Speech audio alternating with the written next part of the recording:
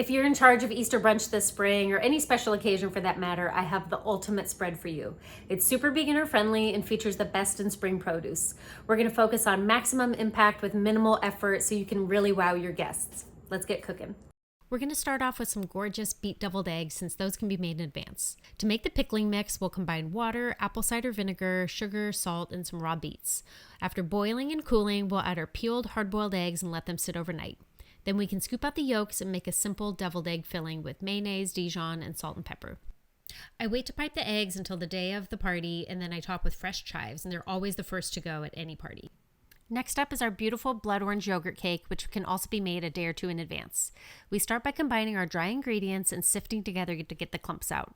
Then we'll mix our sugar and yogurt together until smooth and add in vanilla extract, melted butter, and room temperature eggs. To boost the flavor, we'll stir in our blood orange zest and juice.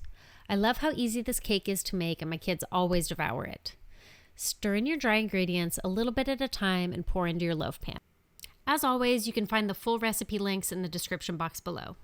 While it bakes, we can whip up our glaze by zesting and juicing one blood orange and combining with powdered sugar. Wait until the loaf is fully cooled before drizzling it over the top.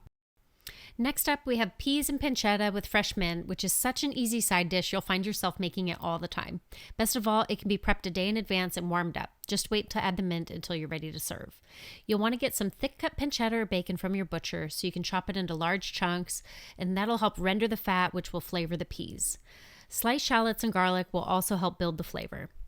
Once the pancetta is crispy and the shallots are soft and golden, you can stir in your peas, but only cook until they're just warmed through in order to help keep their vibrant green color. After cooking about 3 to 5 minutes, remove from the heat and finish with a hit of fresh mint for an herby, springy flavor that you won't be able to resist. Then we have our cheesy potato and Gruyere stacks that are a family favorite of ours and so fun to make. You'll start by combining shredded Gruyere, Parmesan, minced garlic, and fresh thyme. Then you'll thinly slice your potatoes with a mandolin or by hand so they're nice and thin. Toss them with melted butter and a little salt and pepper to coat. Use your hands for this because they're your best tools. In a lightly greased muffin tin, you'll layer 4 slices of potato, a pinch of cheese, and then more potatoes and cheese until the stacks are taller than your tin because they'll shrink down as they cook. Bake until you can easily pierce the potatoes with a fork. They are so incredibly tender and rich and get devoured as soon as you put them out.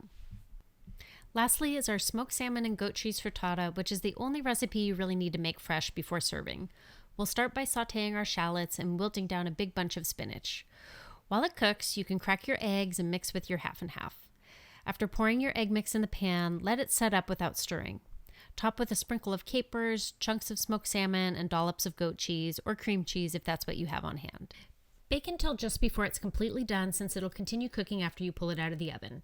Then top with sprigs of fresh dill and a generous sprinkling of everything but the bagel seasoning. As far as drinks go, I love to serve this brunch with a pot of French press coffee, orange juice for the kids, and mimosas for the grown-ups. All the recipes are linked in the description, and let me know in the comments which of these dishes you'll be making for your family.